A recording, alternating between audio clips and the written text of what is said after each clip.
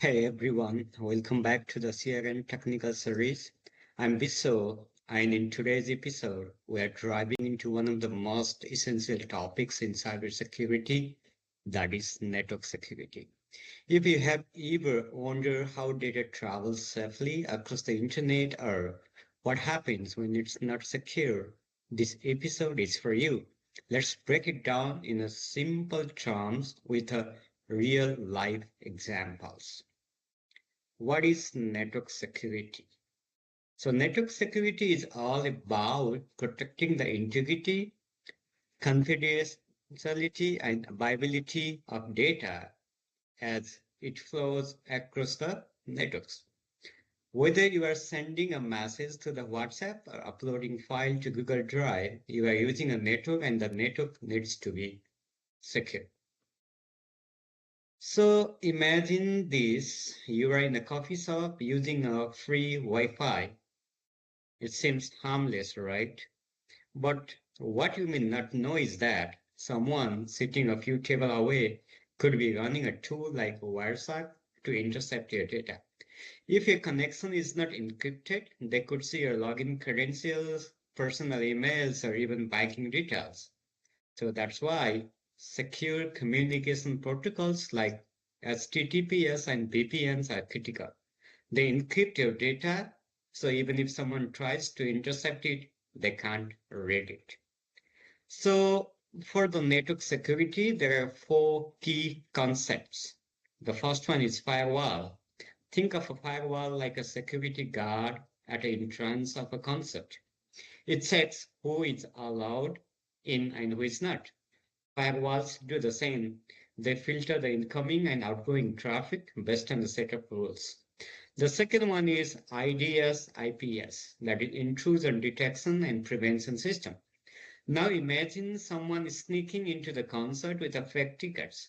An IDS would detect that suspicious behavior and alert the organizers, and IPS one step forward. It stops the person from entering into the first place. The third one is VPN, which is most popular, also called virtual private networks. Let's say you are working remotely from another country. A VPN acts like a tunnel between your laptop and your company's network. It encrypts all the data you send, making sure no one else can read it, even if you are on the public network. The last one is network segmentation.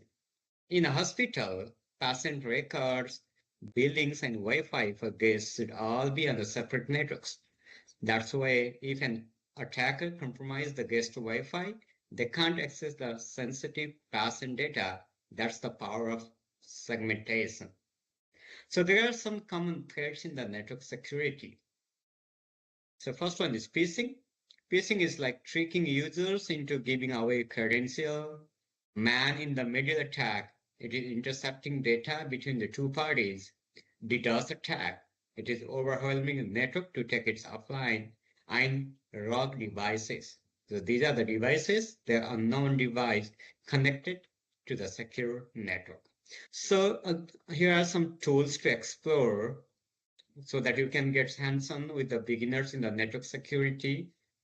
The first one is Wireshark. It is used for network packet analysis. Second one is PF Science. That is the open source firewall. And MAP is network scanning and discovery. And SNOT is famous for IDS and IPS system. Try capturing packets from your own device and see how protocols like DNS, HTTP, and HTTPS work under the hood. So network security is the first line of defense in cybersecurity. Whether you are a student, an aspiring SOC analyst, or just curious about how to stay safe, this is must know domain. Start small, learn the basic, and practice in a safe environment like home lab or TryHackMe.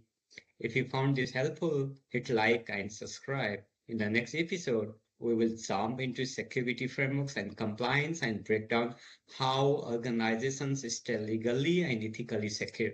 Drop your questions in the comment below and don't forget to share this video with your peers who are getting started in the cybersecurity. Thank you.